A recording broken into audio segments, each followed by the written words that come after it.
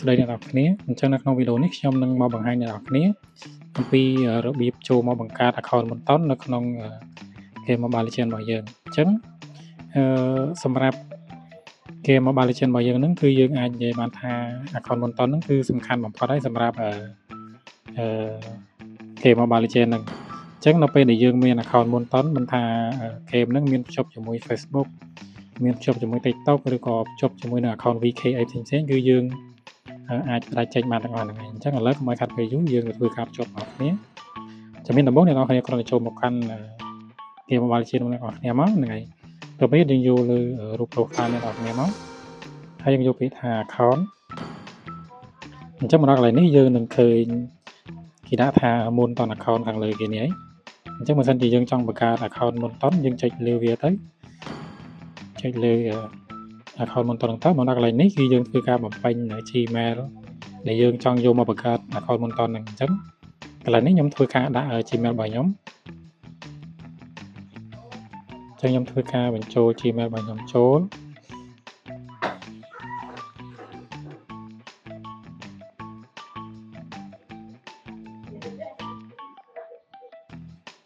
អញ្ចឹងបន្ទាប់ពីធ្វើការ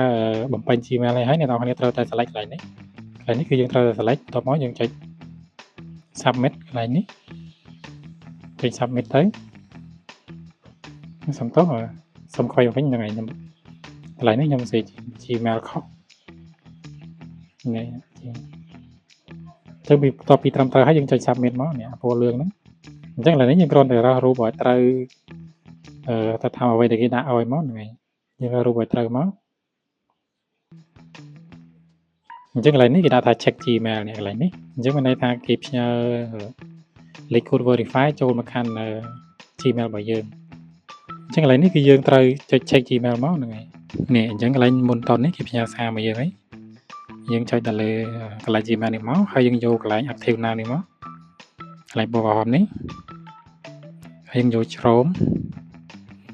បន្ទាប់មកយើងធ្វើការរងចាំបន្តិចទៅវានឹងលោតនាំយើងទៅដល់ website មួយទៀតអញ្ចឹង